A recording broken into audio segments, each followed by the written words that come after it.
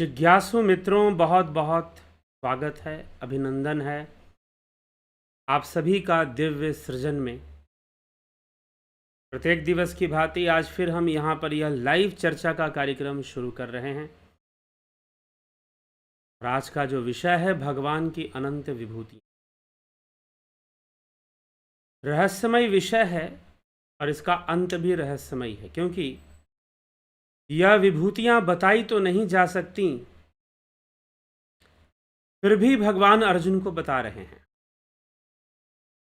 और प्रथम विभूति यही बता रहे हैं कि मैं सभी भूत प्राणियों में स्थित आत्मा,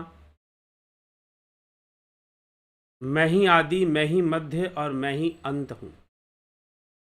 और फिर मैं ही अनादि हूं, जिसका ना कोई आदि है ना अंत है, जिसका ना कोई प्रारंभ है ना अंत है। तो इन सभी अवस्थाओं में मैं ही हूं, ऐसा समझना चाहिए। तो श्री भगवान अर्जुन को बता रहे हैं कि मैं भूतों में स्थित आत्मा ही हूं, लेकिन तूने जो बातें सुनी है, जो भी बातें तूने आज तक सुनी है, उन सब में जो श्रेष्ठ है, जो सार है, जो आधार है, वह मैं ही हूं। चाहे स्वयं इस धरती का आधार शेषनाग हो, तो वो शेषनाग भी मैं हूं। तो भगवान अपनी विभूतियों को, अर्थात कि ये संपूर्ण प्रकृति जो सृष्टि करती है, अगर मैं ना रहूं तो प्रकृति सृष्टि नहीं कर पाएगी, प्रकृति सृष्टि नहीं कर पाएगी। अब बिजली के उपकरण जितने भी काम करते हैं, अगर बिजली ही ना रहे तो कैसे काम करेंगे? हीटर गर्मी कैसे देगा, कूलर ठंडा कैसे देगा, पंखा हवा कैसे देगा, टीवी न्यूज़ कैसे दिखाएगा?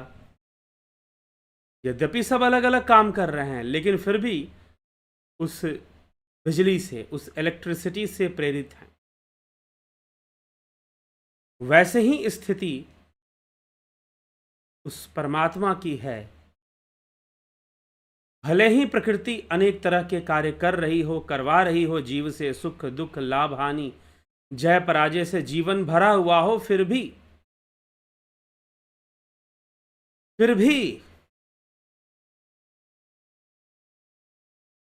जो है,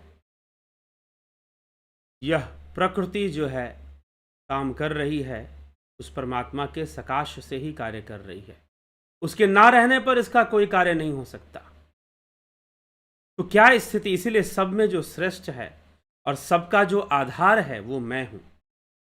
और इन्हीं बातों का आधार लेते हुए भगवान अपनी विभूतियों की चर्चा अर्जुन से करते हैं और अंत में कहते हैं कि इतनी विभूतियां सुनेगा, ये तो जो भूतकाल की विभूतियां हैं वही मैं तुझे बता रहा हूं, लेकिन भविष्य में तो आने वाले समय में बहुत कुछ है।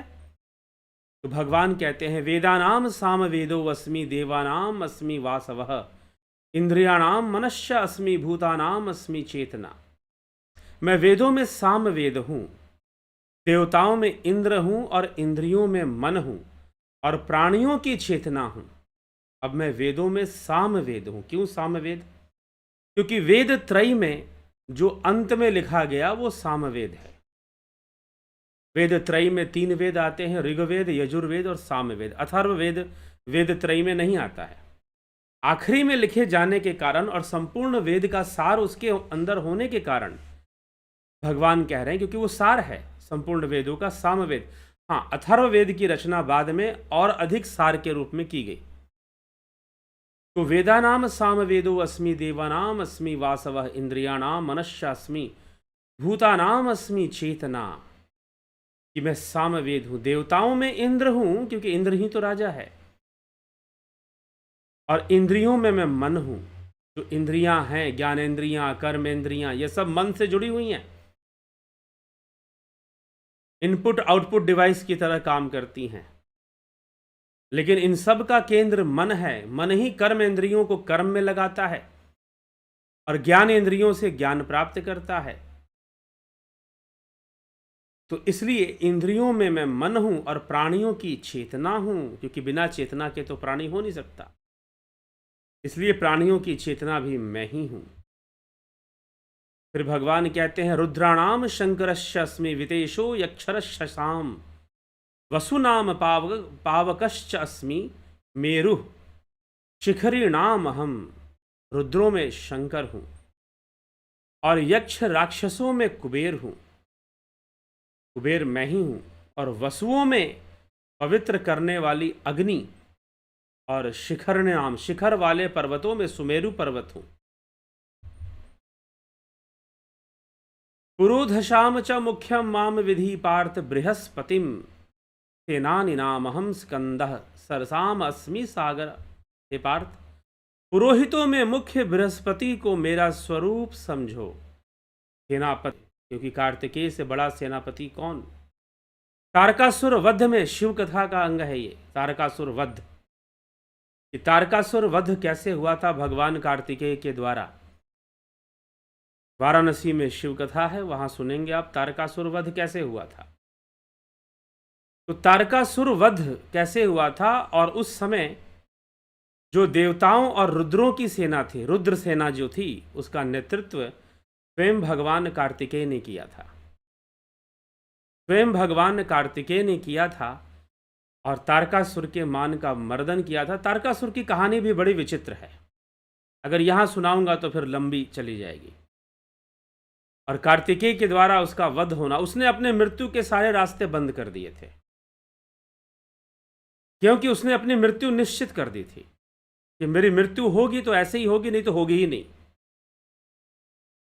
तो उसने ऐसे रास्ता चुन लिया था कि शिवपुत्र के अलावा कोई उसका वध कर ही नहीं सकता था। और शिवपुत्र तो होने से रहा, क्योंकि शिवजी समाधि में लीन और देवी सती अपना देह त्याग चुकी थी। तो इस प्रकार से उसके वध की भूमिका बनती है। तो कार्तिकेय उस समय जो नेतृत्व करते हैं, सभी सैनिकों और योद्धाओं को आगे रखते हैं युद्ध लड़ने के लिए, उस नेतृत्व, वो जो नेतृत्व है वह महान नेतृत्व होने के कारण सेनापतियों में कार्तिकेय हूं मैं। सेनानी नाम स्कंदः, भगवान स्कंद, च सरसाम सागर अहम अस्मि, जलाशयों में समुद्र मैं ही हूं, और जलाशयों में समुद्र हूं मैं।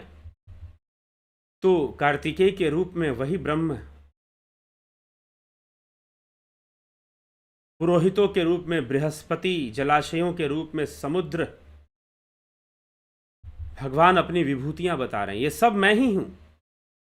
महर्षि नाम भृगुरहम गिरामस्मैक मक्षरम, यज्ञानाम जप यज्ञो अस्मि स्थावरणाम हिमालयः। महर्षियों में भृगु, ज्योतिष के प्रथम ग्रंथ देने वाले, ज्योतिष का प्रथम ग्रंथ भृगु संहिता, ज्योतिष का प्रथम ग्रंथ देने वाले महान ऋषि भृगु ऋषि मैं ही हूं। महर्षियों में भृगु, वाणियों में अब एक और कथा आती है कि भाई चलो भृगु का वध हुआ था भगवान शिव के द्वारा। भगवान शिव के आवेश अवतार के द्वारा जो है, रुद्र के द्वारा, भगवान के एक रुद्र के द्वारा भृगु का वध हो गया था, सहस्र भुजाओं वाला।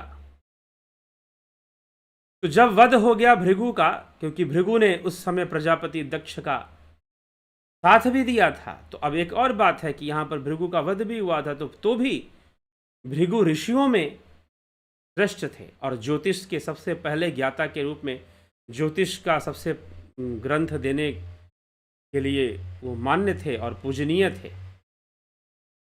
लेकिन दक्ष प्रजापति का विनाश होना था, इसीलिए भृगु ने उनका साथ उसी तरह से दिया था।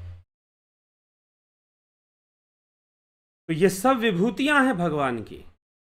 अब इसमें प्रश्न उठ सकता है, भृगु क्यों, कार्तिकेय क्यों, गणेश जी का नाम क्यों नहीं ले लिया? तो ये समय समय की बात है। तो भृगु, महर्षियों में भृगु, वाणियों में एक अक्षर अर्थात प्रणव, मुख से जो उद्गीत निकलता है वो मैं ही हूं, अहम अस्मि। यज्ञा नाम जप यज्ञ, यज्ञों में जप यज्ञ हूं। अस्थावराणाम, स्थिर रहने वालों में हिमालय हूं मैं, हिमालय जैसी स्थिरता है। अश्वत्थ सर्व वृक्षाणाम देव ऋषिणाम च नारदः, गंधर्वाणाम चित्रथ सिद्धानाम कपिलो मुनि। संपूर्ण वृक्षों में पीपल मैं ही हूं। जहां पर बुद्ध को भी ज्ञान प्राप्त हुआ, पीपल वृक्ष के नीचे, वृक्षों में पीपल मैं ही हूं। देव ऋषियों में नारद, गंधर्वों में चित्ररथ और सिद्धों में कपिल मुनि मैं ही हूं। गंधर्वों में चित्ररथ श्रेष्ठ गंधर्व, देव ऋषियों में नारद सर्वश्रेष्ठ देव ऋषि, वृक्षों में पीपल में भगवान विष्णु का वास। और उसी स्थान पर जहां विष्णुपथ पूजा होती है भगवान विष्णु की, विष्णुपथ मंदिर में गया में, वहीं पर पीपल वृक्ष के नीचे ही बुद्ध को भी ज्ञान प्राप्त हुआ। कोई स्थान कितना पवित्र होता है और उसका क्या प्रभाव होता है। बुद्ध को भी अगर ज्ञान प्राप्त होना था तो वो गया धाम में जाकर ही होना था, जहां पर पहले से भगवान विष्णु की पूजा होती है मोक्ष प्राप्ति के लिए, स्वर्ग प्राप्ति के लिए। जो स्थान पहले से ही मोक्ष का द्वार बना हुआ है, वहीं पर बुद्ध को भी ज्ञान प्राप्त होता है। और सिद्धों में कपिल हूं, क्योंकि योग सिद्धि का वर्णन सर्वप्रथम भगवान कपिल ने किया। 24 अवतारों में उनकी गणना आती है। तो भगवान कपिल ने सर्वप्रथम योग सिद्धि और योग मार्ग का वर्णन किया था। अष्टांग योग को किस प्रथम वक्ता थे ये महर्षि पतंजलि ने, तो बाद में मनोविज्ञान और मानसिक विज्ञान को लेकर और मन और चित्त के रहस्यों को समझाते हुए महर्षि पतंजलि ने योग सूत्र की रचना बहुत बाद में की। लेकिन योग सूत्र जो है वो सांख्य सूत्र से ही विकसित किया गया था। योग सूत्र का, सांख्य सूत्र का मुख्य विषय सृष्टि है और योग सूत्र का मुख्य विषय योग है, मोक्ष है, निर्वाण है, समाधि है। तो योग सूत्र का मुख्य विषय समाधि है, ध्यान है और मन की जो गतिविधियां हैं उनके ऊपर सूत्र दिए हैं महर्षि पतंजलि ने। लेकिन सृष्टि कैसे हुई और सूक्ष्म सृष्टि कैसे हुई, इवोल्यूशन कैसे हुआ, विकास कैसे हुआ, प्रकृति कैसे विकसित हुई, उन सब की चर्चा सांख्य सूत्र में हमें प्राप्त हो जाती है। और फिर अष्टांग योग की वापस कैसे लौटना है, मोक्ष को कैसे प्राप्त करना है, अष्टांग योग का भी वर्णन सांख्य में प्राप्त हो जाता है। तो कपिल मुनि ने योग सिद्धियों का सबसे पहला वर्णन दिया था, पहला व्याख्यान दिया था। उसके पहले वेदों में और तरह तरह के ग्रंथों में और पूर्व वैदिक ग्रंथों में भी, जो आगम ग्रंथ या फिर शैव मत के जो कई ग्रंथ थे, उनमें भी योग के जानकारियां मिलती हैं। लेकिन सर्वप्रथम अष्टांग योग को समझाने वाले कपिल मुनि थे और योग सिद्धियों का रहस्य समझाने वाले भी कपिल मुनि थे कि सिद्धियां कैसे प्राप्त होती है। उसी का आधार लेकर पतंजलि योग सूत्र की भी रचना हुई है, सांख्य सूत्र का आधार लेकर। तो सिद्धों में मैं कपिल हूं, सिद्धों में मैं कपिल हूं। जो जितने भी सिद्ध पुरुष हैं उनमें कपिल मैं ही, मुझे ही समझ। उच्चै श्रव समश्वानाम विधिम माम मृतो उद्भवम एरावतम गजेंद्राणाम नराणाम च नराधिपम। घोड़ों में अमृत के समान समुद्र से प्रकट होने वाले उच्चै श्रवा नामक घोड़े को, श्रेष्ठ हाथियों में एरावत नामक हाथी को और मनुष्यों में राजा को मेरा विभूति मानो। राजा को मतलब कि जो भी राजा है उसको मेरी ही विभूति समझो, क्योंकि वो मेरा ही अंश उसमें है। तभी अब यहां पर विभूति शब्द का, जो भी तुम श्रेष्ठ देखते हो, अब कोई राजा अधम भी तो हो सकता है, गलत भी तो हो सकता है, तो क्या उसे भगवान मान लिया जाए? कोई राजा भ्रष्टाचारी भी हो सकता है, अन्याय भी हो सकता है, क्या उसे भगवान मान लिया जाए? प्रश्न ये उठता है कि आंख बंद करके यहां पर भगवान लिख रहे हैं नराधिपम, मनुष्यों में राजा, मतलब मनुष्यों में जो सबसे श्रेष्ठ माना जाता है, जो सबकी पालना करता है, जनता की भी पालना करता है, सभी समाज को सुचारू ढंग से चलाता है, रक्षा भी करता है युद्ध कर कर। तो ये सारा दायित्व, जो जनमानस का जो संपूर्ण दायित्व है, वो राजा के ऊपर होता है। तो इसलिए भगवान कह रहे हैं कि उन मनुष्यों में मैं राजा हूं। क्योंकि सभी मनुष्यों और मनुष्य जो भी राज्य है, राज्य की व्यवस्था को देखना, राज्य में सात्विकता को बनाए रखना, जो सब सुचारू ढंग से जो भी राज्य में व्यापार चल रहा है या जो भी कार्य चल रहा है या जो भी धर्म का कार्य चल रहा है ऋषियों द्वारा, ब्राह्मण समाज के द्वारा, उन सबको सुचारू ढंग से चलाना और न्याय करना राजा का कार्य है। अगर किसी पर अन्याय होता है तो उसका न्याय करना भी राजा का कार्य है। तो राजा इसीलिए महत्वपूर्ण हो जाता है। लेकिन आंख बंद कर कर यहां किसी राजा को कुछ मान लेने की बात नहीं कही गई है। ठीक, इसीलिए गीता को कभी एक श्लोक से नहीं पकड़ना चाहिए। एक श्लोक से पकड़ोगे तो हमेशा भ्रमित हो जाओगे और सामने वाला अपने श्लोक सुनाकर आपको अपने मतलब की बात निकाल लेगा और आपको लगेगा भाई भाई गीता का आधार लेके बोल रहा है तो सही ही बोल रहा है। हम ऐसा सोच लेंगे फिर नहीं। श्रीमद् भगवत गीता बहुत ही न्याय सम्मत ग्रंथ है। इसको सही से अध्ययन करेंगे तो सारी बात समझ में आती है कि वास्तव में क्या कहा जा रहा है। तो भगवान राजा को के दायित्व को देखते हुए और राजा के कार्य को देखते हुए, राजा के महत्व को देखते हुए कह रहे हैं कि मैं मनुष्यों में राजा हूं। अब तो भगवान अपने आप को घोड़े से भी तुलना कर रहे हैं। उच्च श्रवा घोड़ा मैं हूं, एरावत हाथी मैं हूं। तो पशु भी हैं क्या भगवान? संसार में जो कुछ भी श्रेष्ठ है और जो भी किसी भी चीज का आधार बन के बैठा हुआ है, वो सब, उन सब को भगवान अपनी विभूति ही बता रहे हैं। ठीक, क्योंकि सब में वह चेतना विकसित है और इस कारण से वह परमात्मा की विभूति हो जाती है। तो मनुष्यों में राजा, हाथियों में रावत, घोड़ों में उच्च श्रवा, आयुधा नाम अहम व्रजम, धेनु नाम अस्मिम कामधुक, प्रजनश्च अस्मि कंदर्प, सर्पणामस्मि वासुकी। आयुद्धों में वज्र हूं मैं, इंद्र का वज्र, जो कि ऋषि दधीची के अस्थियों से बना है, तपोबल से। क्योंकि दधीची एक योग सिद्ध योगी थे, ऋषि थे। उन्होंने अपनी इच्छा मात्र से देह त्यागा और अस्थियां इंद्र को सौंप दी और वो सर्वश्रेष्ठ, सबसे ताकतवर श्रेष्ठ शस्त्र बना। इंद्र का जो शस्त्र था वज्र। तो आयुद्धों में मैं, शस्त्रों में, आयुद्धों में वज्र, धेनुओं में कामधेनु हूं, संपूर्ण कामनाओं को पूर्ण करने वाली कामधेनु, जिसके मोह में एक बार विश्वामित्र आ गए। लेकिन कामधेनु का मोह भी कितना कल्याणकारी है। सोचिए कि कामधेनु का मोह भी कितना कल्याणकारी था कि राजा विश्वामित्र, ब्रह्म ऋषि विश्वामित्र बन गए। विश्वामित्र राजा थे, राजकुमार थे, 4 भाई हुए। गाधी पुत्र विश्वामित्र। तो गाधी पुत्र विश्वामित्र जो थे, वो राजा कामधेनु के मोह में आकर ब्रह्म ऋषि बन गए। कामधेनु ने उन्हें ब्रह्म ऋषि बना दिया। ठीक है, और ब्रह्म ऋषि बन गए। और लेकिन एक कांटा अटका हुआ था। प्रतिस्पर्धा की भावना थी ऋषि वशिष्ठ से कि अगर कामधेनु ब्रह्म ऋषियों को प्राप्त होती है तो मैं वशिष्ठ से भी बड़ा तपस्वी बनूंगा। ऐसी भावना उत्पन्न होना भी बड़ी मुश्किल की बात होती है। इसलिए रामायण में यद्यपि वशिष्ठ भी राम के गुरु हैं, लेकिन फिर भी विश्वामित्र का कुछ विशेष महत्व है। रामायण के अंदर भगवान राम के गुरुओं में विश्वामित्र का नाम आता है, क्योंकि विवाह तो वही करवाते हैं। जो बड़े बड़े कार्य भगवान राम को करने हैं, उसकी जो दिशा है, वशिष्ठ जी ने शिक्षा दीक्षा थी, जो विद्यालय में देना था, गुरुकुल में मिलना चाहिए था, वो दिया। योग वासिष्ठ उसी पर आधारित है, योग का पूरा ज्ञान दिया। लेकिन जो समाज के कार्य करने थे, समाज में जो सुधार लाना था और जो आतताइयों का वध करना था, तमस से पृथ्वी को मुक्त करना था, वो सब जो दिशा निर्देश है विश्वामित्र जी ने दिया था। तो विश्वामित्र कामधेनु के मोह में जब उन्हें पता चला कि भाई ये तो युद्ध से नहीं होगा, तपस्या करनी पड़ेगी, तो कठोर तपस्या में लग गए।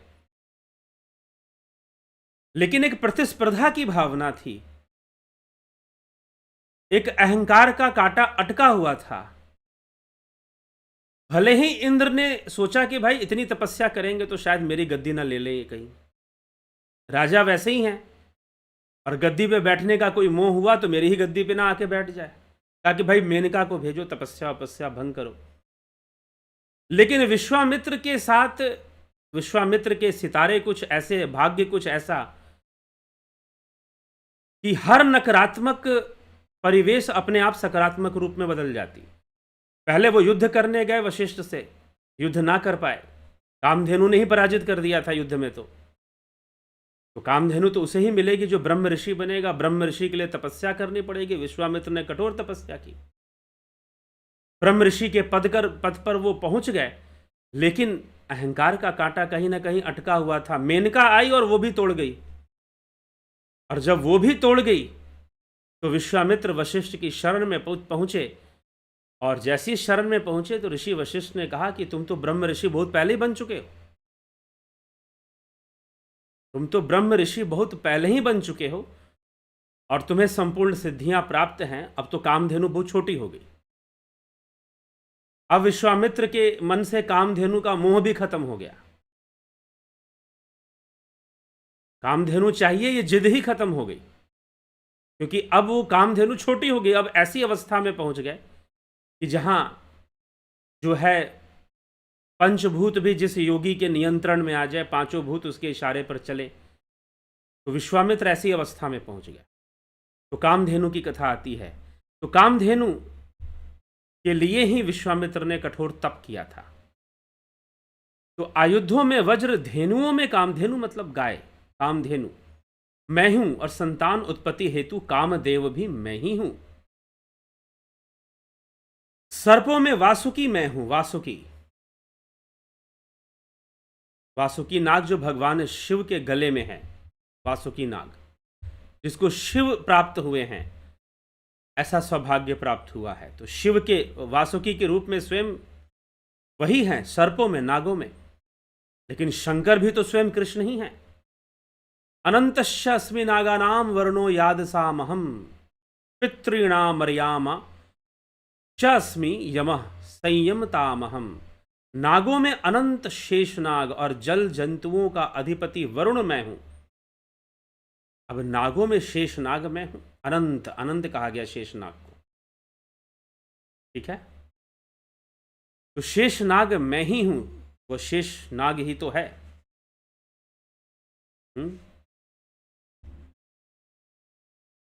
शेषनाग के फन पर कहते हैं कि धरती टिकी हुई है। शेषनाग के फन पर धरती टिकी हुई है। अभी शेषनाग क्या है जानते हैं? वास्तव में शेषनाग क्या है, इसका एक फिलॉसफिकल कॉन्सेप्ट भी है शेषनाग का। शेष मतलब जो बच गया, जो रह गया। शेष का अर्थ क्या होता है? The end point. एंड नहीं, पूरा खत्म हो गया नहीं, एंड पॉइंट जो है वो शेष है। शेष मतलब अंत, शेष मतलब जो बच गया, जो लास्ट में बचा हुआ चीज है, उसे हम कहते हैं शेष। शेष क्या है? शेषनाग कौन है? तो शेषनाग कहते हैं कि नागिन जो होती है, नागिन एक साथ कई अंडे देती है, बच्चों को पैदा करती है कई,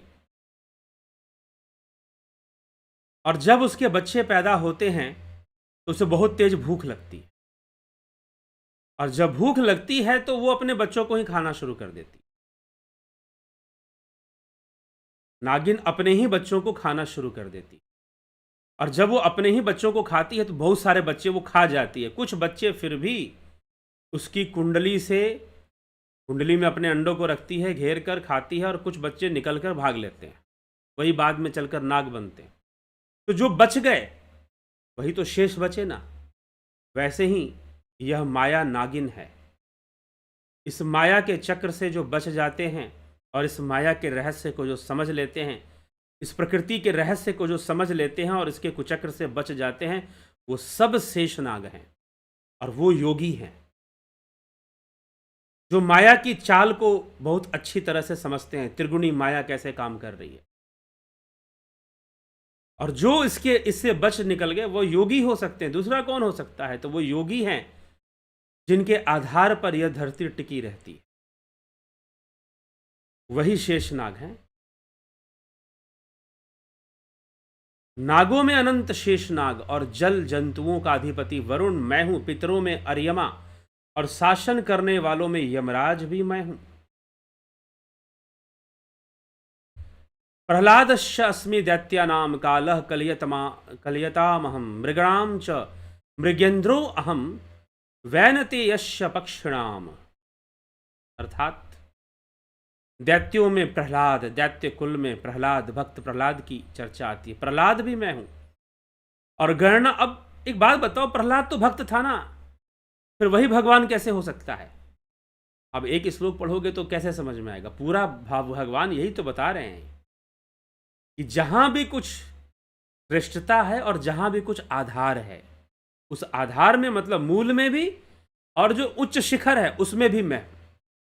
दैत्यों में प्रहलाद और गणना करने वालों में काल मैं हूं, तथा पशुओं में सिंह और पक्षियों में गरुड़ मैं हूं। क्योंकि सिंह निर्भय होता है, निर्भयता के कारण उसे बहुत नुकसान भी उठाना पड़ता है, लेकिन फिर भी उसके अंदर निर्भयता का जो गुण है वह विशेष है। और पक्षियों में गरुड़ मैं हूं। पवनः पवतामस्मि रामः शस्त्र भृतामहं ऋषाणाम मकरश्चस्मि स्त्रोतसामस्मि जाह्नवी। जाह्नवी पवित्र करने वालों में वायु, पवित्र करने, क्योंकि वायु पवित्र करता है किसी। और शस्त्रधारियों में राम मैं हूं। जल जंतुओं में मगर मैं हूं, और नदियों में जाह्नवी मैं हूं। जाह्नवी मतलब गंगा जी। गंगा जी का ही नाम जाह्नवी है। ठीक, जाह्नवी मैं हूं। आजकल बहुत सारे लोग अपनी लड़कियों का नाम जाह्नवी रखते हैं, तो जाह्नवी गंगा जी का एक नाम है। सर्गाणामादिरंतरश्च, सर्गाणामादिरंतश्च मध्यम चैवाहम अर्जुन अध्यात्म विद्या विद्यानाम वादः प्रवदत अहम। हे अर्जुन, संपूर्ण सृष्टियों के आदि मध्य तथा अंत में हूं। विद्याओं में अध्यात्म विद्या में हूं। अध्यात्म विद्या ब्रह्म विद्या अर्थात ब्रह्म विद्या मैं ही हूं। और परस्पर शास्त्रार्थ करने वालों का वाद मैं हूं। परस्पर जो शास्त्रार्थ करते हैं उसका वाद मैं हूं। अब वाद किसे कहते हैं? वाद की क्या विशेषताएं हैं? न्याय दर्शन, न्याय शास्त्र की जानकारी लेनी पड़ेगी। अगर न्याय शास्त्र की जानकारी लेंगे तो वाद विवाद तर्क कुतर्क सबकी व्याख्या मिलती है, सबको परिभाषित किया गया है। तो वाद मैं हूं, अर्थात जिससे सही निर्णय निकले, सही कंक्लूजन निकले, वो वाद मैं हूं। विद्याओं में अध्यात्म, अब भगवान वाद कैसे हो सकते हैं, अध्यात्म विद्या कैसे हो सकते हैं, समझना। ये फिलॉसफिकल डिस्कशन है। ये जो भगवान बातें कह रहे हैं ये दार्शनिक बातें हैं। ठीक है, कि मैं वाद हूं, मैं हाथी भी हूं, मैं घोड़ा भी हूं। अगर दार्शनिक तरीके से इसको नहीं समझेंगे तो समझ में नहीं आएगा। फिलॉसफिकल वे में अगर इसकी अंडरस्टैंडिंग डेवलप नहीं करेंगे तो आप गलत अंडरस्टैंडिंग डेवलप कर लेंगे। अगर मान लें कि भाई ऐसा ही है, अब भगवान कहते हैं कि भाई मैं जो हूं जलचरों में मगर हूं, तो जितने मगरमच्छ होंगे उनको सबको भगवान मान लेना चाहिए। फिर अगर मान लो तो कर दोगे। प्रहलाद ने खंबे में भी भगवान मान लिया। ये तो अपनी बात है ना कि तुम्हें कितना विश्वास। खंबे में भी, अब भगवान तो नहीं लिख रहे कि मैं खंबा हूं या खंबे में हूं, लेकिन प्रहलाद ने मान लिया था और भगवान प्रकट हो गए थे, खंबे में भी हो गए थे। तो ये जितनी भी अपनी बात भगवान विभूतियां बता रहे हैं, this is the philosophical explanation. इनको समझने के लिए एक विशेष दृष्टि चाहिए, विशेष समझ चाहिए, नहीं तो अटके रहोगे कि भगवान ने कहा धनुर्धारियों में राम हूं, सिद्धों में कपिल हूं, लेकिन अपने से सारे पीछे वाली बातों को तो ही कह रहे हैं ना। आगे जो होना है उसके लिए भगवान कहां कह रहे हैं। इसीलिए अर्जुन को समझा रहे हैं कि ये अनावश्यक चर्चा है, ये आवश्यक चर्चा नहीं है। कैसे समझाते हैं आगे हम देखेंगे। तो सृष्टियों के आदि मध्य तथा अंत हूं, और विद्याओं में अध्यात्म विद्या। अब वो विद्या भी कैसे हो सकते हैं, ये समझने वाली बात है। अगर आप फिलॉसफिक दृष्टि नहीं रखोगे इन विभूतियों के प्रति तो गलत बातें समझोगे। फिर शास्त्रार्थ करने वालों में वाद मैं हूं। अब वाद कैसे हो सकते हैं भगवान? एक दार्शनिक दृष्टि से इन सब बातों को समझने की आवश्यकता है। अक्षराणाम कारो अस्मि द्वंद्वः सामासिकस्य च अहमे वाक्षयः कालो धाताहं विश्वतो मुखः। अक्षरों में अकार प्रथम। जब भी हम देवनागरी का अध्ययन करते हैं, देवनागरी के, तो पहले अ ही पढ़ते हैं, या किसी भी भारतीय भाषा में अ ही पढ़ते हैं। अंग्रेजी में भी पहले अ से ही शुरू होता है, ABCD है। ये तो भारतीय हर भाषा में अ से ही शुरुआत होती है। तो अक्षराणाम अकारोऽस्मि, मैं अक्षरों में आकार हूं। और समासों में द्वंद्व समास हो। समास, अगर आपने व्याकरण पढ़ा हो, संस्कृत व्याकरण, हिंदी व्याकरण, तो समास को पढ़ा होगा आपने। देवनागरी के जो व्याकरण है, द्वंद्व समास क्या है? दो के जुड़ने से जो संतुलन बनता है, दो शब्दों के जुड़ने से जो संतुलन बनेगा, शब्द के अंदर जो उसका अर्थ बनेगा, उसको द्वंद्व समास कहेंगे। तो समासों में द्वंद्व समास। अक्षय काल अर्थात काल का भी महाकाल, अक्षय काल हूं। विश्वतो मुख, सबोर मुख वाला हूं मैं।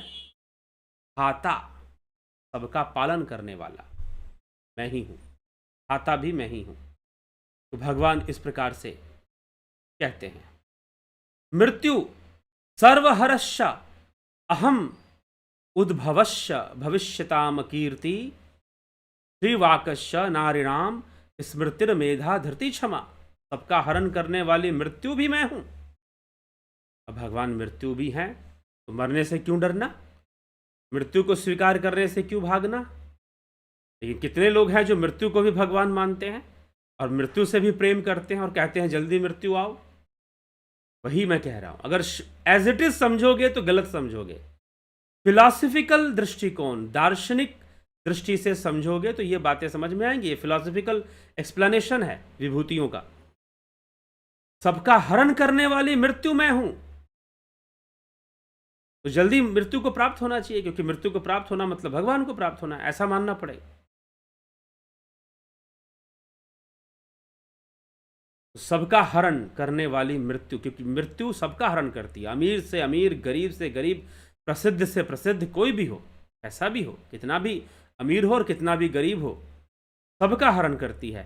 और भविष्य में उत्पन्न होने वाला मैं हूं, तथा स्त्री जाति में कीर्ति, श्री, वाणी, स्मृति, मेधा, धृति और क्षमा, यह भी मैं हूं। स्त्री जाति में कीर्ति है, श्री है, वाक है, वाणी है, स्मृति है, मेधा है, धृति है, सब स्त्रीलिंग शब्द है, क्षमा है, इन सब में मैं ही हूं। ये जितने भी सद्गुण हैं, बृहत् साम तथा साम नाम गायत्री छंद सामहम मासा नाम मार्ग शीर्षो अह मृत्यु नाम कुसुमकार। गाई जाने वाली श्रुतियों में बृहत् साम, सामवेद से है, बृहत् साम इसलिए कहा गया है। और सब छंदों में गायत्री छंद मैं हूं, 12 महीनों में मार्ग शीर्ष और 6 ऋतुओं में वसंत मैं हूं। वसंत से ही तो 9 वर्ष शुरू होता है, होली के समय वसंत ऋतु आती है। द्युतम छलयतामस्मि तेजस तेजस्विनामहम जयो अस्मि व्यवसायो अस्मि सत्वम सत्ववतामहम। छल करने वालों में जुए का खेल, जिससे कि पांडव छल लिए गए, मतलब कि जो छल की जो पराकाष्ठा है, जहां पर सबसे ज्यादा छल हो सकता है, उसमें भी मैं हूं। मेरे बिना कुछ नहीं चलने वाला। भले ही प्रकृति पाप और पुण्य का निर्धारण करती है, लेकिन प्रकृति के हर निर्धारण में मैं ही तो हूं। प्रकृति के जितने भी कार्य हैं उन सब में मैं ही तो हूं। तो छल करने वालों में जुआ भी मैं हूं। इसीलिए इसको दार्शनिक दृष्टि से समझनी है। अगर शाब्दिक अर्थ से समझेंगे तो हमेशा गलती कर जाएंगे। तेजस्वियों में तेज हूं, जीतने वालों में विजय हूं, मैं ही हूं। और व्यवसायों में सात्विक निश्चय मैं ही हूं। सात्विक गुण भी मैं हूं, सात्विक भाव, सात्विक मनुष्यों का सात्विक भाव भी मैं ही हूं। तो अर्जुन कहां तक सुनेगा? अर्जुन के सामने समस्या है। वृष्णि वंशियों में वसुदेव पुत्र हूं मैं, वृष्णि वंशियों में वासुदेव हूं। पांडवा नाम, पांडवों में अर्जुन भी मैं ही हूं। अब अर्जुन सामने ही खड़ा है, अब बोल रहे कि तू जो खड़ा है वो भी मैं हूं। अरे कहना क्या चाहते हैं भाई? समझ में तो आए कहना क्या चाहते हैं? कैसे अर्थ निकालोगे इन विभूतियों का, जरा बताओ मुझको। जब भगवान ने अर्जुन के सामने अर्जुन को कह दिया कि पांडवों में अर्जुन भी मैं हूं, वृष्णि वंशुओं में वासुदेव भी मैं हूं, कि अर्जुन जो तू खड़ा है वास्तव में तू नहीं है, वो मैं ही हूं। इसीलिए तो मैं बार बार रिपीट कह रहा हूं, ये जो भगवान की विभूतियां हैं ना, रट्टू तोता की तरह पढ़ोगे तो सिर्फ भ्रम पैदा होगा, सिर्फ और सिर्फ भ्रम पैदा होगा और कुछ पैदा नहीं होगा। अगर इन विभूतियों को रट्टू तोते की तरह पढ़ोगे तो सिर्फ भ्रम पैदा होगा, भ्रम के अलावा कुछ पैदा नहीं होगा। और वही ऐसे लोग मुझे मिल जाते हैं कहीं पर, कोई गीता का कोई श्लोक रट्टा मार के सुना दिया कि भगवान ने ऐसा, अरे भगवान ने तो बहुत कुछ कहा है, तुम्हें समझ में क्या आया है? अगर भगवान ने कहा है कि मैं धनुर्धारियों में राम हूं, तो इससे यह प्रमाणित होता है कि जो राम अवतार थे वो कृष्ण ही राम बनकर आए थे। तो भगवान तो ये भी कह रहे हैं कि पांडवों में अर्जुन मैं हूं। तो अब इसकी व्याख्या कैसे करोगे कि पांडवों में अर्जुन मैं ही हूं? अर्जुन सामने खड़ा है और अर्जुन को ही कहा जा रहा है कि पांडवों में अर्जुन मैं हूं। तो सबसे ज्यादा मिस इंटरप्रिटेशन अगर किसी ग्रंथ का होता है तो वो श्रीमद् भगवद गीता है। और कई गुरुजी लोग जिनके अंधभक्त शिष्य होते हैं वो बेचारे नहीं, यही मानना ही है, कुछ और नहीं मानना। गीता में बहुत कुछ लिखा गया है, अगर आप इसे सीधा सीधा जैसे शब्द दिए गए हैं वैसे ही पढ़ोगे समझोगे तो कंफ्यूज। फिर तो मैं तो कहता हूं सारी जगह कृष्ण की मूर्ति हटा के अर्जुन की मूर्ति लगा दो, अर्जुन की भी वैसी ही पूजा होनी चाहिए जैसे कृष्ण की हो रही है। क्योंकि भगवान खुद ही तो कह रहे हैं, क्योंकि भगवान यह भी कह रहे हैं कि भाई धनुर्धारियों में या शस्त्रधारियों में राम मैं हूं तो राम जी की पूजा होती है, सिद्धों में कपिल मैं हूं तो कपिल मुनि की पूजा होती है। कपिल मुनि के कई जगह मंदिर है, गंगा सागर में जाइए कपिल मुनि का मंदिर मिलेगा आपको वहां पर, ठीक ना। कपिल आश्रम मिलेगा, और भी जगहों पर कहीं कहीं कपिल मुनि का मंदिर मिल जाता है, उनकी भी पूजा होती है। फिर भगवान कहते हैं रुद्रों में शंकर मैं हूं, शंकर जी की भी पूजा होती है। नदियों में गंगा मैं हूं तो गंगा जी की भी पूजा होती है। तो अर्जुन की पूजा क्यों नहीं करते? अर्जुन की भी मंदिर बनाओ और पूजा करो। क्योंकि भगवान तो साफ साफ कह रहे हैं कि मैं पांडवों में अर्जुन मैं ही हूं। तो यही समझना है। अगर इन विभूतियों की व्याख्या को आप दार्शनिक दृष्टि से नहीं दोगे, फिलॉसफिक विजन, फिलॉसफिक विजन क्या करता है? सार को देखने की कोशिश करता है। वस्तु जैसी दिखाई दे रही है वैसे ना देखकर उसके सार को देखना, उसके मुख्य भाव को समझने की कोशिश करना, तब वो फिलॉसफिक विजन होगा, दार्शनिक दृष्टि प्राप्त होगी। फिर तो ये जो भगवान विभूतियों को समझा रहे हैं ये फिलॉसफिक एक्सप्लेनेशन है। इनको अगर आप वैसे का वैसे समझने की कोशिश करोगे या वैसे का वैसे देखोगे तो बहुत बड़ी गलती कर जाओगे, ठीक। तो कहने का मतलब है अपनी सर्वव्यापकता को भगवान बता रहे हैं। जहां भी तुम्हें श्रेष्ठता और आधार दिखाई दे, आधार मतलब कि जिसके दम पर चीजें हो रही हैं, आगे बढ़ रही हैं, मूल जिसका दिखाई दे, और जो शिखर दिखाई दे कि भाई टॉप में तो ये चीज होती है, तो वो सब मैं ही हूं, वो सब मैं ही हूं, चाहे भूत में, चाहे वर्तमान में, चाहे भविष्य में। तो पांडवों में अर्जुन भी मैं हूं। भगवान कृष्ण अर्जुन को यूं कहते हैं, और विशेष रूप से कहते हैं ताकि अर्जुन कन्विंस भी हो जाए। क्योंकि यहां भगवान, देखो ऐसा वर्णन क्यों आ रहा है? ऐसा वर्णन इसलिए आ रहा है क्योंकि आप जब भगवान की विभूतियों की चर्चा कुछ लोग करते हैं तो कभी बोलेंगे भगवान ने तो ये भी कहा है, शंकर हूं भगवान। अरे सबसे पहली बात तो उन्होंने ये कहा है कि अहम आत्मा गुडाकेश शरभूताशय स्थिता। हे अर्जुन, मेरी पहली विभूति तो समझ ले। अगर पहली विभूति समझ में आ गई तो सारी बात समझ में आ जाएगी। हाथियों में एरावत कैसे हैं, घोड़ों में उच्च श्रवा जो घोड़ा है वो कैसे हैं, जलाशयों में समुद्र कैसे हैं, नदियों में गंगा कैसे हैं, ये हमें तब समझ में आएगा जब पहली बात समझोगे। कौन सी बात? अहम आत्मा गुडाकेश सर्वभूताशय स्थिता, कि मैं सभी भूतों में स्थित आत्मा मैं ही हूं। That's all. यहीं पे सारी बात शुरू भी हो जाती है और यहीं पे सारी बात खत्म भी हो जाती है। अगर ये बात समझ में आ गई तो आगे की बातें भी समझ में आ जाएगी कि भगवान नदियों में गंगा कैसे हैं, छल में जुआ कैसे। अरे भाई जुआ कैसे हो सकते हो, आप तो भगवान हो। जुआ तो बड़ी गंदी चीज होती है। अगर पहली बात समझ में आ गई ना कि अहम आत्मा गुड़ाकेश सर्वभूताश स्थित, हे गुड़ाकेश, हे अर्जुन, सभी भूतों में स्थित, भूताशय स्थित, कि सभी भूतों में स्थित आत्मा तो मैं ही हूं। बस ये इतने समझ में आ गया ना तो बाकी चीजें समझ में आ जाएंगी। फिर कृष्ण कहते हैं कि पांडवों में अर्जुन भी मैं हूं, पांडवों में अर्जुन भी मैं हूं। अब अर्जुन के लिए बहुत बड़ी बात है। मुनियों में वेद व्यास, कवियों में कवि शुक्राचार्य ही मैं हूं, कवि शुक्राचार्य। अब कवि शुक्राचार्य ने तो राजा बलि को दान देने से ही मना कर दिया था, लेकिन फिर भी शुक्राचार्य, क्योंकि वो श्रेष्ठ हैं अपने आप में, दैत्य गुरु हैं शुक्राचार्य, तो कृष्ण तो वह भी हैं। अर्थात कुछ भी प्रकृति में है, सब कुछ उनके दम पर है, उनके सकाश से है। तो इसलिए ब्रह्म की यहां व्याख्या हो रही है, मैं ही मुनियों में हूं वेदव्यास, कवियों में कवि शुक्राचार्य भी मैं हूं। ठीक। दमन करने वालों में दंड नीति मैं हूं, विजय चाहने वालों में नीति मैं हूं, गोपनीय भावों में मौन मैं हूं, और ज्ञानवानों में ज्ञान भी मैं हूं। ज्ञानवानों का ज्ञान, मौन ऋषियों का मौन, ये सब मैं ही हूं। यच्चापि सर्वभूतानां बीजम तदहम अर्जुन न तदस्ति विना यतस्यान्मया भूतम चराचरम। और हे अर्जुन, संपूर्ण प्राणियों का जो बीज है वह बीज भी मैं ही हूं। वह चर अचर प्राणी नहीं है जो मेरे बिना हो। कोई ऐसा प्राणी नहीं है जो चर अचर जो उस ब्रह्म के बिना हो। यही तो भगवान कह रहे हैं।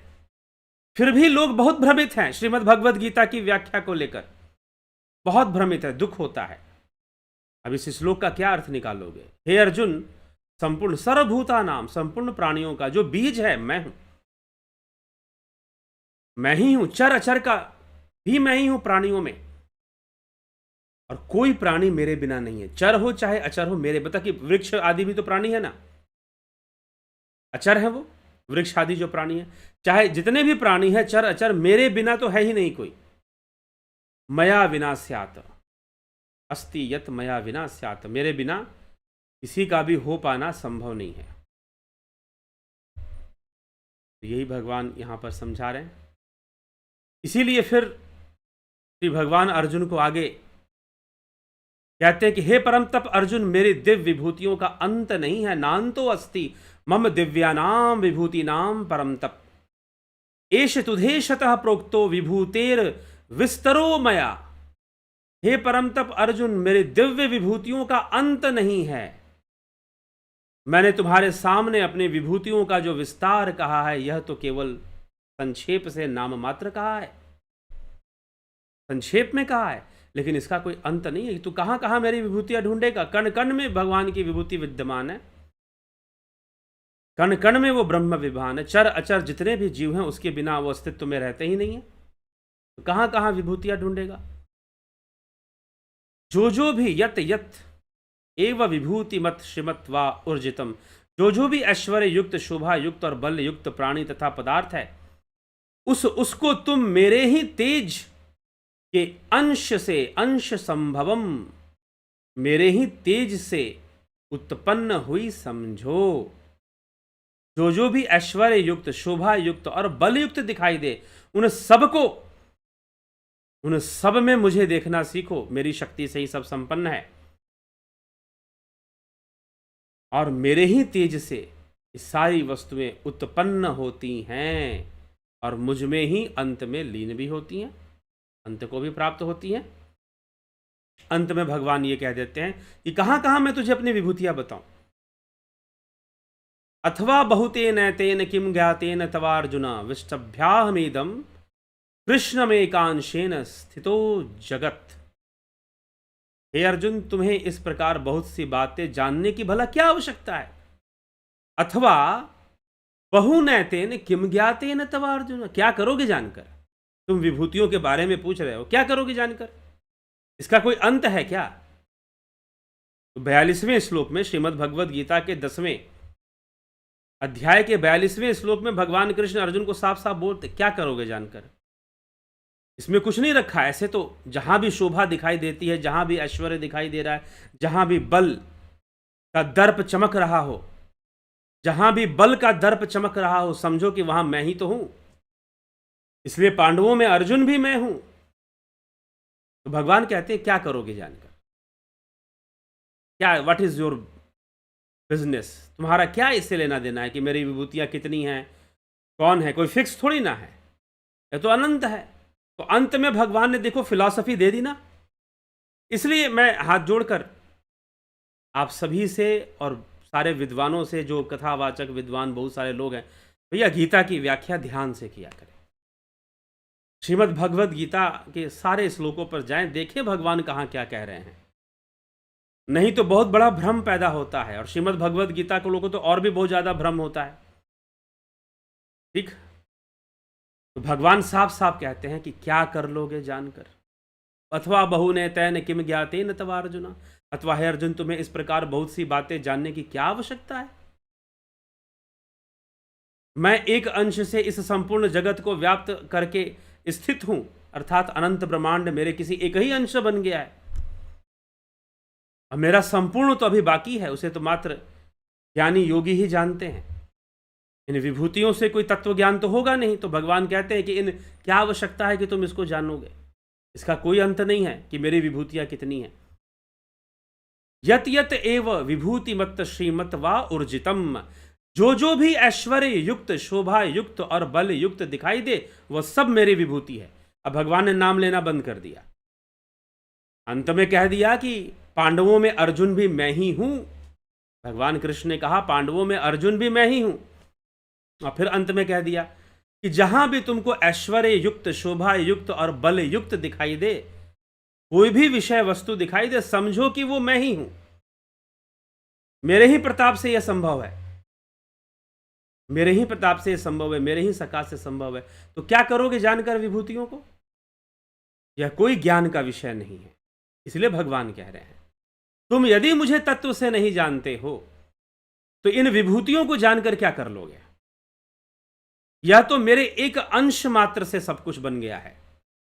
मतलब कि कहने का मतलब, अब संसार में भगवान कह रहे हैं तो अंश शब्द का प्रयोग कर रहे हैं कि मेरा कोई बहुत इन्वॉल्वमेंट नहीं है इस संसार के निर्माण में, बस थोड़ा सा ही मेरा सकाश लगा हुआ है और उससे सब कुछ चल रहा है, थोड़ा सा ही, बस उसी में सब कुछ चल रहा है। तो यह संपूर्ण संसार ऐसे चल रहा है, और मेरी इन विभूतियों को जानकर कौन सा तुमको ज्ञान मिल जाएगा।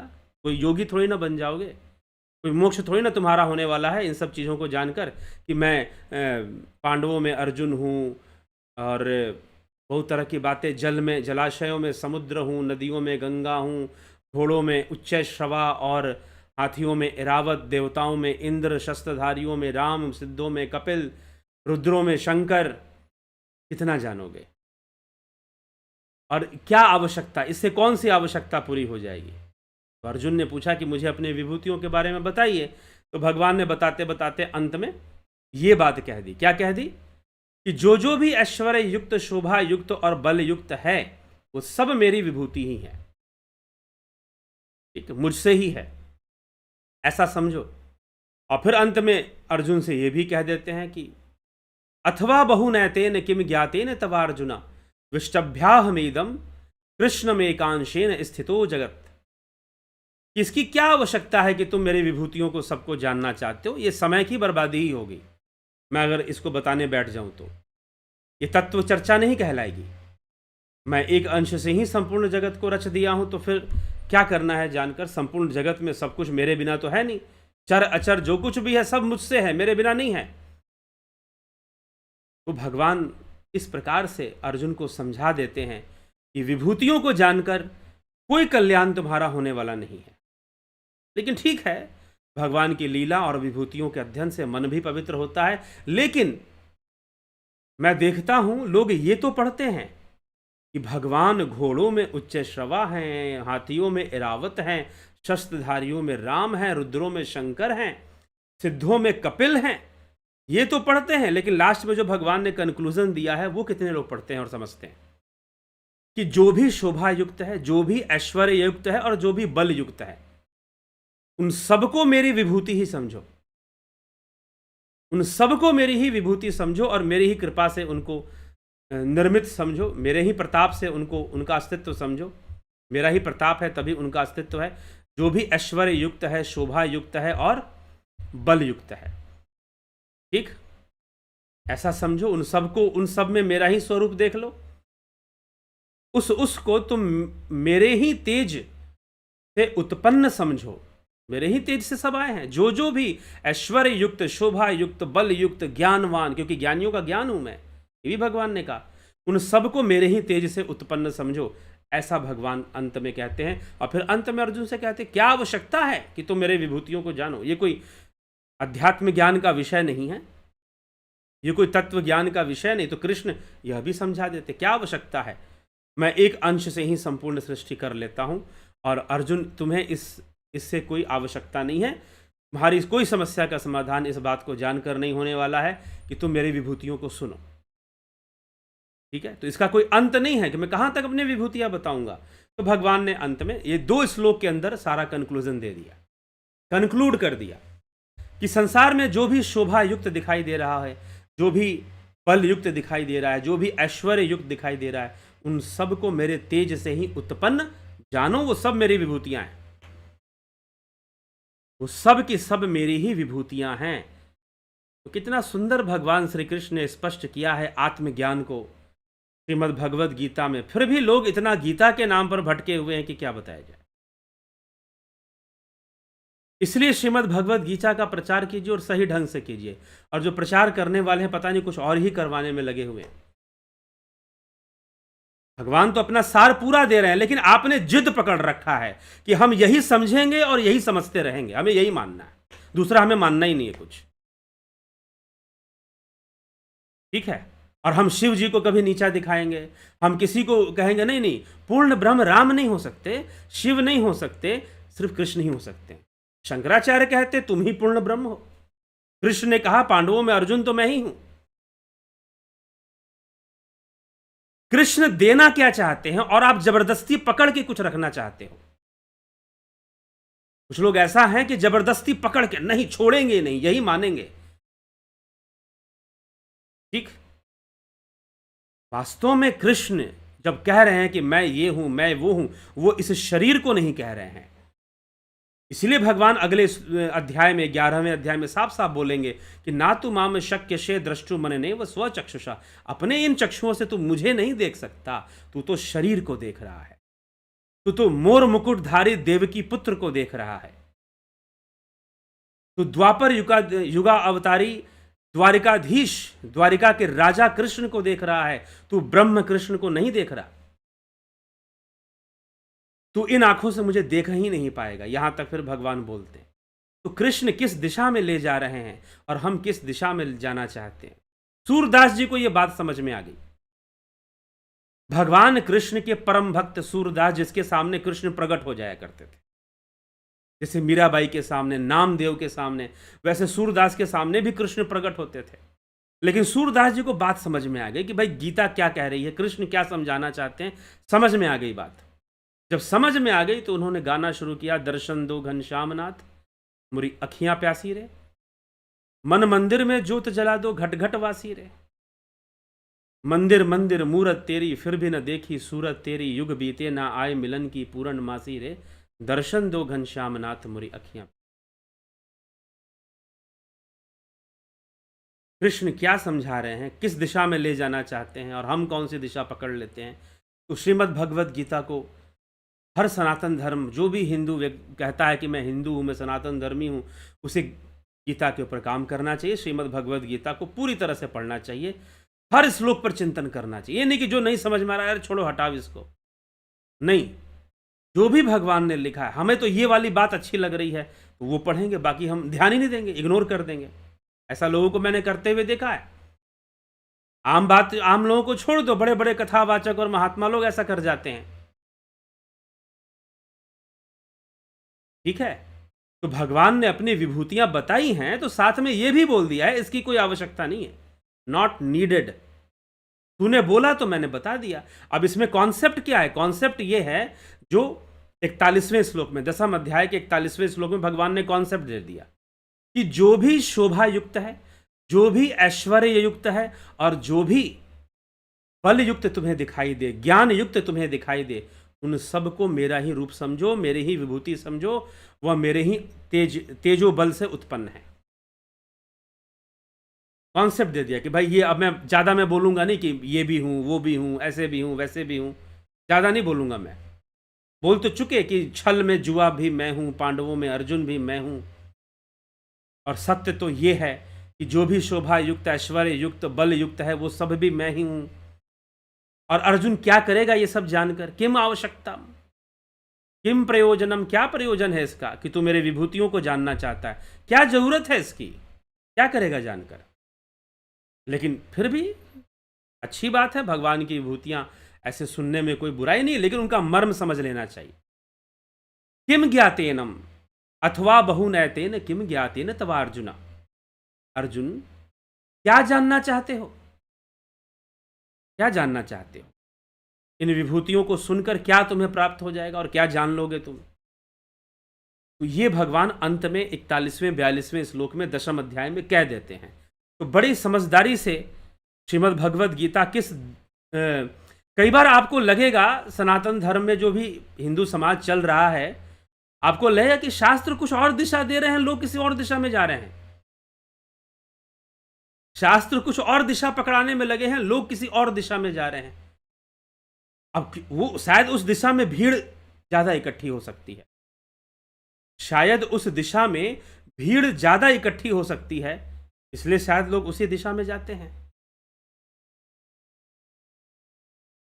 तो शास्त्र और श्रीमद् भगवद गीता, कृष्ण कोई और दिशा पकड़ाना चाहते हैं, लोग कोई और दिशा में चल पड़ते हैं और उसी को जिद पकड़ के मान लेते हैं। तो मानते रहो, चलते रहो, क्या दिक्कत है? लेकिन भगवान का अपना काम है। भगवान श्री कृष्ण ने यहाँ पर श्रीमद् भगवद गीता में उन्होंने पूरी ईमानदारी से अर्जुन को और हर बात स्पष्ट करते हुए लिखा है, समझाया है। हमें उसे समझना चाहिए, चलना चाहिए। चलिए इसी के साथ, और जब पहले ये सब बातें बता दी तो आगे की बातें भी इसी के प्रकाश में देखना चाहिए। स्वतंत्र अर्थ नहीं है उनका। जो पहले वो बता रहे हैं, दूसरे अध्याय से भगवान बोलना शुरू कर रहे हैं, वहीं से एक ही चर्चा चल रही है और अंत तक वही चर्चा चलेगी। चलिए ठीक है, हम विचार करें। और फिलॉसफी का कोर्स शुरू होगा 2 अप्रैल से। कुछ लोग इसको ज्वाइन भी कर रहे हैं, आप भी इसको ज्वाइन करिए, लाभान्वित हुए। पाश्चात्य दर्शन और भारतीय दर्शन दोनों की चर्चा आपको इसमें मिल जाएगी, दोनों की चर्चा। और ऑफलाइन ध्यान योग सीखना चाहते हैं, ऑफलाइन ध्यान योग सीखना चाहते हैं, तो वाराणसी में आप ऑफलाइन ध्यान योग सीख सकते हैं, आ सकते हैं और ऑफलाइन कार्यक्रम का लाभ उठा सकते हैं। ठीक है, और संपर्क कर सकते हैं। कुछ भी अपने जीवन की समस्याओं का की चर्चा करना चाहते हैं, समझना चाहते हैं कुछ, तो जरूर संपर्क भी कर सकते हैं। तो चलिए देखते हैं किन किन महानुभाव ने कमेंट किया है। नवज्योति नाथ जी ने, नरेंद्र माकुड़े जी, अवधेश कुमार जी, शंकर प्रसाद जी, बहुत अभिनंदन है। Jagat Narayan ji, Vikram Singh ji, Santosh Kumar, Vyas Singh, math magic PS, Vinod K Sood, Ajit अपराजित जी, विष्णुचंद्र मौर्य, उषा श्रीवास्तव, सविता नायक, अमन कक्कर, अनिल सोनी, चितरंजन बरुआ, रामनिवास मीना, रूपलाल विश्वकर्मा, राजू पाल हरी, श्वेता राय सिन्हा जी, बहुत अभिनंदन है। श्वेता कुमारी, रतन सिंह जी, दीपक गोयल जी, नूतन भट्ट जी, कलिंद्र सेठ, श्वेता कन्हाई कुमार, पलकधारी राजभर, बबीता धीमान, सौम्या शर्मा। क्या प्रकृति इस पुरुष का विवर्त है? ब्रह्म को क्या? हाँ, अद्वैत सिद्धांत के अनुसार विवर्त ही है, ब्रह्म पुरुष ही है, बिल्कुल। अर्जन भाई चौहान, ओमराज हेम्ब्रॉम, किशोर वैद्य, घनश्याम सरोदे जी, काशीनाथ जी, पंकज सोनी, भरत छबलानी, योगेश खैरनर, बलवंत सिंह गोहिल, विक्की गुज्जर, पवन कुमार गुप्ता, दया रानी, AK त्यागी, नथु संघ, कमलेश खैरनर, गंभीर शाह, किशोर वैद्य। वासुकी सर्प हैं और शेष नाग हैं जी, ऐसे यहाँ पर वर्णन मिलता है, लेकिन वासुकी भी नाग ही श्रेष्ठ है। जब सर्पों की बात आएगी तो वासुकी, और जब नाग, यही बात है। अभी आप फिर शब्द के चक्कर में पड़ गए। भगवान ने तक्षक नहीं लिखा यहां पर, गलती कर दी शायद, वो तक्षक भी लिख देते, क्योंकि तक्षक भी बहुत श्रेष्ठ नागों में आता है। तो भगवान, ये कॉन्सेप्ट पकड़ लीजिए, जो भी शोभा युक्त है, बल युक्त है, ऐश्वर्य युक्त है, मेरा ही है, मेरे ही तेज से उत्पन्न है। अब नाग दोनों ही हैं, शेष नाग भी हैं और वासुकी भी नाग ही हैं। अब एक संस्था कहती है कि शेष नाग तो शिव के गले में पड़ा, तो शेष नाग पे पृथ्वी, तो फिर शेष तो शिव तो कैलाश पे हैं, तो कैलाश शिव से बड़ा, तो ऐसे बड़ा बड़ा करके कुछ कुछ कविता सुनाते हैं लोग। कहीं मैं गया था तो ऐसे उल्टी से, तो मैंने उनको टोक दिया कि शिव जी के गले में शेष नाग नहीं है, वासुकी नाग है, अपनी कविता बदल लो। ये और लोग सुन रहे हैं, क्योंकि किसी ने ये जानने की कोशिश ही नहीं की कि भाई शिव जी के गले में क्या है। वासुकी शेषनाग ही होगा।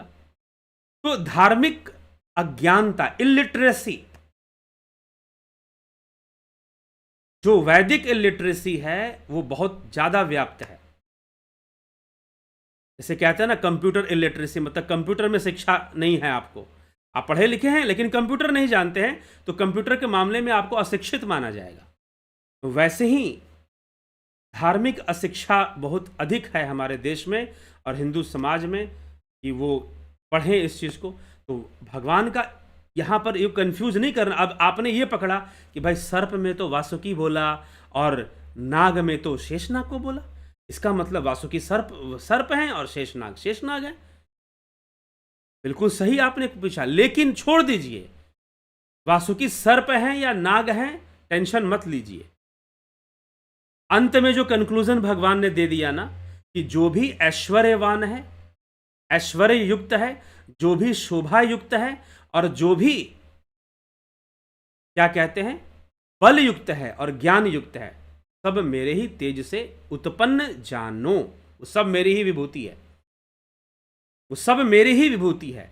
और इतनी विभूतियों को जान के करोगे क्या? क्या मिल जाएगा? क्या आवश्यकता है कि तुम ये सब जानो? इसका कोई अंत तो है नहीं इन विभूतियों का, तो कितना जानोगे, कितना मैं बताऊंगा तुमको। भगवान ये बात कहकर यहीं पर बंद कर देते हैं अपनी बात। अब आगे अपने दिव्य रूप की चर्चा वो करेंगे, वो अलग बात है। एकादश अध्याय श्रीमद् भगवद गीता का महत्वपूर्ण अध्याय है, क्योंकि विराट रूप की चर्चा होती है। भगवान विराट रूप का दर्शन अर्जुन को करवाते हैं, तो किस ढंग से वहां बातें आगे बढ़ती हैं उसको भी हम समझेंगे। तो इस कंफ्यूजन में पड़ने की जरूरत नहीं है कि वासुकी नाग थे कि सर्प थे, नाग ही थे। अगर शिव जी के गले में वासुकी नाग हैं तो वो नाग ही थे। भगवान का उद्देश्य यहां पर श्रेष्ठ, जो भी श्रेष्ठ है, ऐश्वर्यवान बलवान दिखाई दे रहा है, उसमें मुझे देखो। अब वो चाहे वासुकी हो चाहे शेषनाग हो। यहां सर्प होना और नाग होना कोई बहुत बड़ा इंपॉर्टेंस नहीं रखता है, कि भगवान ने वासुकी को सर्पों में वासुकी बोल दिया और नागों में शेषनाग अपने आप को श्रेष्ठ बोल दिया। ये कोई महत्व नहीं रखता है इस बात का, ठीक है। तो यही होता है जब बड़े बड़े मंच से बातें बोली जाती है ना, तो ये छोटी छोटी बातें ऐसे त्रुटि में आ जाएगी कि अरे वासुकी को तो उन्होंने सर्प कहा और शेषनाग को नाग कहा। खुद ही भगवान त्रुटि किए जा रहे हैं, खुद ही आप कहोगे खुद ही भगवान त्रुटि कर रहे हैं। उनको नाग कहना चाहिए था, वासुकी नाग। लेकिन जब कोई बहुत बड़ी फिलॉसफी समझाई जाती है तो ये छोटी मोटी बातों का कोई वैल्यू नहीं होता वहां पर वो कॉन्सेप्ट इंपॉर्टेंस होता है। कि इसलिए मैं शुरू से बीच बीच में बोलता रहा, ये जितनी भी विभूतियां लिखी जा रही हैं, बताई गई हैं, इसे एज इट इज नहीं देखना है कि जैसा लिखा गया है। एज इट इज जहां देखेंगे वहां गलत हो जाएंगे आप। इसको कंसेप्चुअली समझना है, इसको फिलॉसफिकली दार्शनिक दृष्टि से देखेंगे तो समझ में आएगा। और इसका दर्शन यही है कि संसार में जो भी ऐश्वर्य युक्त है, शोभा युक्त है, ज्ञान युक्त है, बल युक्त है, वो सब मेरे ही तेज से उत्पन्न है, ऐसा भगवान अर्जुन से क्या। अब मैं कहां कहां तक बताऊं, ठीक है। तो ये बात हो जाती है। हीरालाल यादव जी बहुत अभिनंदन, Uday Shankar ji, Prem Sagar Yadav, Manish Pandey, Vimla Shah, spiritual with scientific proof, Rajendra Chauhan, Satish Kumar, Vishwanath Singh ji बहुत अभिनंदन है आपका, सतीश कुमार जी, भगवती पटेल जी बहुत अभिनंदन है, राकेश चंद्र शर्मा, भगवती पटेल, सिल्वर बॉलर गुरुजी, मोक्ष अगर जीवन मुक्ति के चक्र से मुक्ति होना है तो ये इतने लोकास क्यों हैं?